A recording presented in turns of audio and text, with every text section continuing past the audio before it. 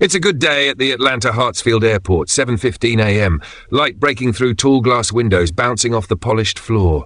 Travellers rush past in blurs of grey and navy. Rolling suitcases hum like background music. But amid the chaos, there's one kind of stillness that demands attention. She's standing near Gate 42, reading from a tablet. Naomi Carter, 38. Elegant black woman, deep brown skin, eyes sharp but kind. Her natural curls are pinned back in a bun so clean it looks sculpted. A grey pantsuit tailored to perfection. No designer logos, no entourage, no noise, just poise. But you can feel it. People are watching her. Not out of admiration, but confusion. The kind that asks, who does she think she is? Some people walk into a room and shift the air without saying a word, and others spend their whole lives trying to figure out why.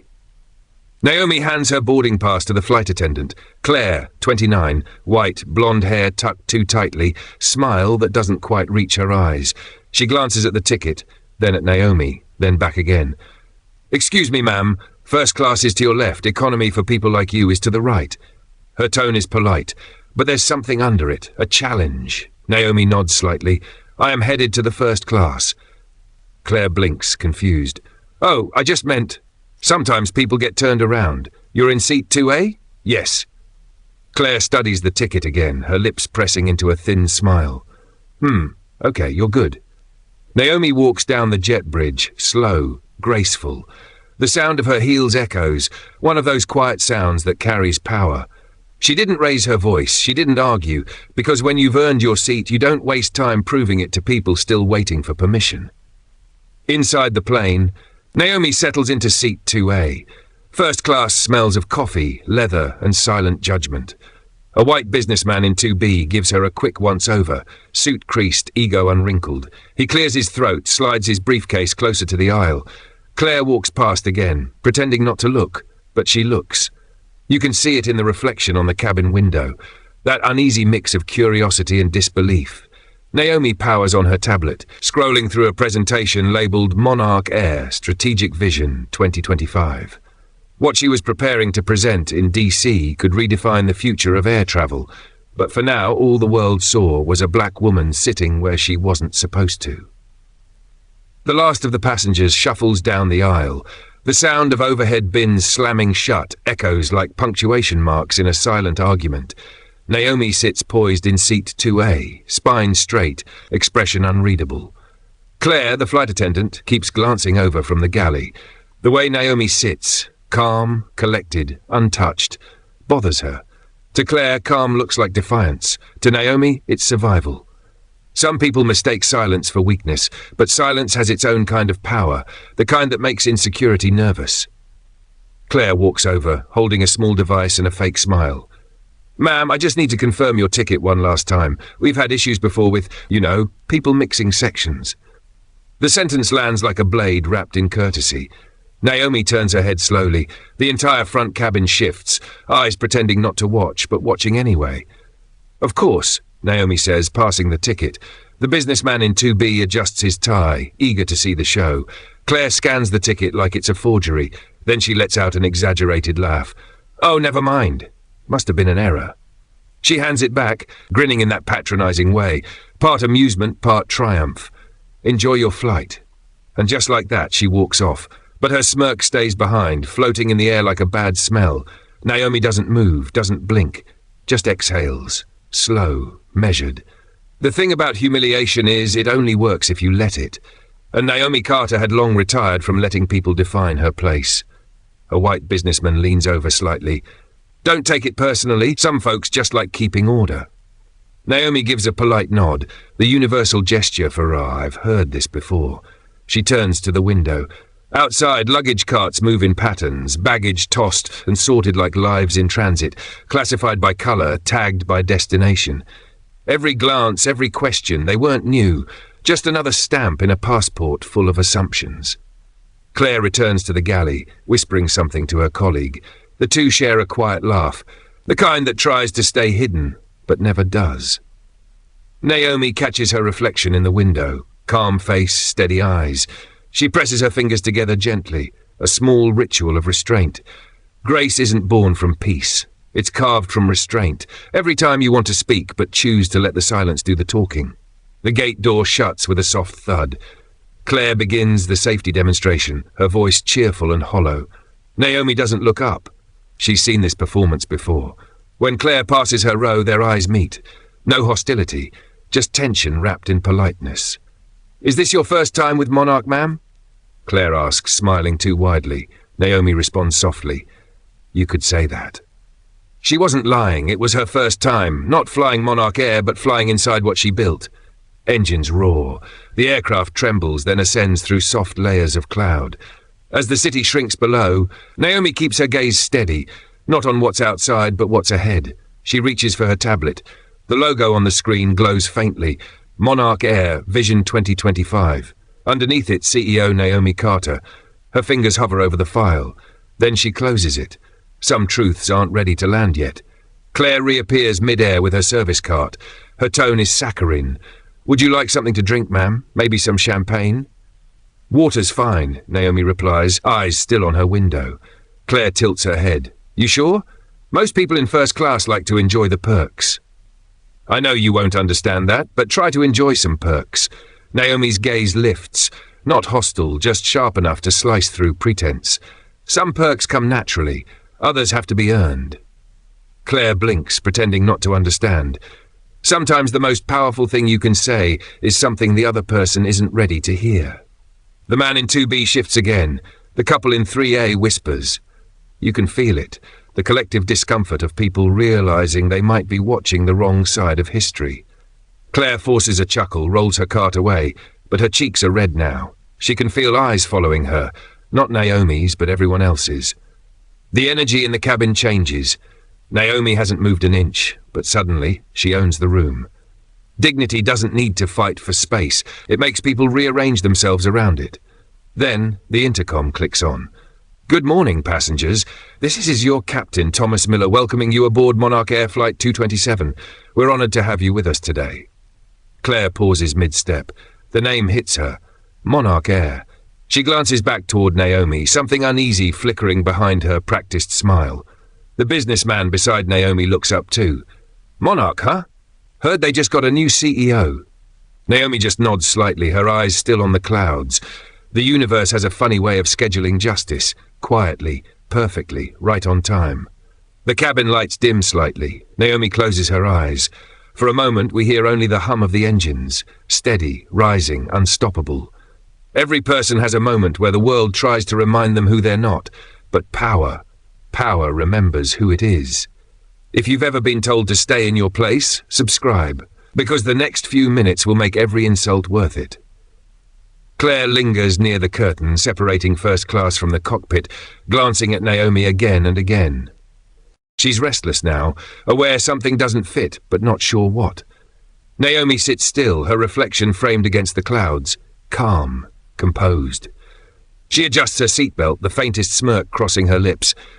The same sky that watched her struggle was now watching her rise, and this time no one could pull her back down. As the captain's voice returns, there's warmth in his tone, the kind reserved for someone important. "Once again, welcome aboard Monarch Air. I have just been informed that we have a very special guest joining us on this flight." Claire freezes. Passengers glance around. Naomi stays still, eyes closed, as if she's known all along that this moment would come. The flight attendant thought she was correcting a mistake. She had no idea. She was the mistake. The seatbelt sign clicks off with a soft chime. The cabin exhales. Passengers stretch, order coffee, scroll through their screens. But Claire? She's still watching Naomi from the corner of her eye, like a question she can't stop rereading. Naomi sits perfectly still in seat 2A. Tablet open. Notes on screen. Eyes steady. The kind of calm that comes from surviving rooms colder than this one. Moments later, the cockpit door opens. Captain Thomas Miller steps out, tall, clean-shaven, mid-40s, with that crisp composure only decades in uniform can teach. His voice carries even in a whisper. "Ladies and gentlemen, hope you're enjoying your flight." Claire lights up instantly. "Captain, everything's perfect, sir. Would you like some coffee? We've got the Colombian roast you like." But Thomas isn't listening. His eyes scan the cabin, then stop at seat 2A. His expression softens. Recognition. Respect. He straightens his posture instinctively. "Miss Carter, I didn't expect to see you aboard today. It's an honor." The air tightens. Naomi looks up. The passengers nearby glance over. Claire freezes, smile collapsing mid-sentence. "Miss Carter?" Thomas turns slightly, speaking louder this time, unaware he's just detonated a bomb of silence. "Ladies and gentlemen, just so you know, we're honored to have Monarch Air's new Chief Executive Officer with us today." Every head turned, because in one sentence the hierarchy flipped mid-air. A beat passes, then another. The whispers start. First-class passengers exchange looks, the kind that say, "Wait, that's her." Even the businessman who laughed earlier sits up straighter, suddenly fascinated by the view outside his window. "Naomi?" She simply nods, smiles politely, and goes back to her tablet. The kind of power that doesn't need noise, because silence works just fine. Claire feels her throat tighten. Every memory from earlier replays in her head, the way she questioned Naomi's seat, the smug laugh, the eyes watching. Now, those same eyes are on her. She forces herself to keep moving, pouring champagne, adjusting trays, pretending to work, but her hands tremble just enough to make the glasses clink. When truth lands, it doesn't shout. It just lets you hear the echo of your own arrogance. 15 minutes later, Claire finds herself outside the galley mirror, staring at her reflection. Her voice shakes under her breath. She's the CEO. The CEO. She fixes her hair, reapplies lipstick, like maybe that can repaint the moment. Inside the cabin, Naomi closes her tablet and glances toward the aisle. She can see the shift, the respect that only appears once someone proves their worth. She's seen it her whole life, and she's tired of earning what should have been given freely. Dignity. Power doesn't change people. It reveals how small they already were. The captain walks by again, stops by Naomi's seat. "Miss Carter, we've made sure everything's running smoothly today. If there's anything you need, please let me know personally." Naomi smiles. "You're doing great, Captain. Thank you." He nods respectfully, then glances at Claire, just for a moment. A silent exchange. You should have known better. The captain walks back toward the cockpit. Naomi turns slightly, catching Claire's nervous eyes. "You look like you've seen a ghost." Claire forces a laugh. "No, ma'am, I didn't realize." Naomi cuts her off gently. Realization's a funny thing. It always shows up after the damage. Claire opens her mouth to speak, then closes it. There's nothing she can say that won't sound small. Sometimes silence isn't grace. It's justice politely taking its turn. A few passengers begin clapping quietly, not for the flight, not for the comfort, but for the moment. That unspoken victory only a few will ever understand. Naomi nods slightly, not basking in it, just absorbing the irony. From the cockpit, the intercom buzzes again. "Ladies and gentlemen, we'll begin our descent shortly. Please prepare for landing. And once again, thank you for flying Monarch Air, the skies of dignity." Thomas's tone carries weight, subtle but deliberate, and Naomi hears it for what it is, a salute. If you've ever seen quiet strength turn a room upside down, subscribe. Because here, we don't just tell stories. We show what dignity looks like when it finally gets the mic. As the plane dips through the clouds, sunlight washes across Naomi's face. It's peaceful. No revenge, no grand speech, just balance. Because sometimes the best revenge is watching the world adjust itself to the truth. They laughed when she boarded. They listened when her name was spoken. Claire stands frozen by the galley curtain, eyes wet, pride cracked open. Naomi looks ahead, calm, steady. Her father used to say, "When you walk through fire, don't stomp on the flames, let them burn out on their own." And now, she finally understands. By the time the wheels touch down, the lesson is already written in everyone's eyes. Respect isn't about knowing someone's title, it's about knowing they deserve decency long before you learn their name. The landing gear hums beneath the floor. The plane tilts gently, descending through a sheet of grey clouds that look almost like smoke. Inside, the silence is alive. Nobody speaks. Nobody even pretends to check their phones. Because after what they just witnessed, nobody wants to miss the ending. Claire stands frozen by the galley curtain. She keeps adjusting her tie, her hair, her breath, but no adjustment fixes guilt. Naomi closes her tablet and sets it neatly in her bag. Her movements are calm, too calm, the kind of calm that makes people around her sit straighter, as if her silence has gravity. The seatbelt sign dings. "Ladies and gentlemen, welcome to Washington, D.C." The captain's voice fills the cabin, But this time everyone listens differently. The same voice that once humiliated her is now quiet. Because when truth lands, so does power. The wheels kiss the runway. Applause breaks out, awkward, half-hearted, not for the flight, for the relief of tension, finally ending. As the plane taxis toward the gate, Naomi looks out the window. Rows of other aircraft glint in the morning sun. Steel, order, progress. She thinks about how long it took her to build her own version of those things, a life where she no longer had to explain her worth. The captain opens the cockpit door, gives her a small nod, subtle but respectful. Claire watches it all, her pulse thudding in her ears. "She's the CEO," she whispers under her breath again. "I talk down to the CEO." When the plane stops, the chime sounds again. Seatbelts unclick, bags shuffle, passengers turn, some staring at Naomi, others pretending not to. Claire takes a breath she doesn't deserve and walks down the aisle toward 2A. Her palms are slick with sweat. Her face rehearses a dozen apologies, none of which sound right. She stops in front of Naomi. "Miss Carter, I just wanted to apologize for earlier. I didn't know who you were." Naomi looks up, eyes gentle but unflinching. You shouldn't have to know who someone is to treat them right. Claire nods quickly, biting her lip. "You're absolutely right. I'm so sorry." Naomi studies her for a moment, not to punish, but to teach. Every passenger here paid for a seat, not an evaluation. Remember that next time. She wasn't there to embarrass her. She was there to remind her what humanity looks like when you strip away titles. Claire swallows, tears pooling at the edges of her eyes. She nods again, whispering a broken, "Thank you." Naomi gathers her bag, the same simple black leather one that everyone had dismissed earlier, and stands. Her presence alone makes the air shift. She walks down the aisle slowly. Each step feels like punctuation, calm, deliberate, final. The same passengers who once stared at her now part quietly, creating space for her to pass. No one says a word. Respect has its own kind of silence. As she reaches the exit, Captain Miller stands by the door, cap in hand. He nods once, not as a captain to a passenger, but as a man to a leader. "Welcome home, Miss Carter." Naomi smiles. "It's good to be back, Captain." And with that, she steps off the plane. Some victories don't make noise. They just walk past the crowd and let the silence clap for them.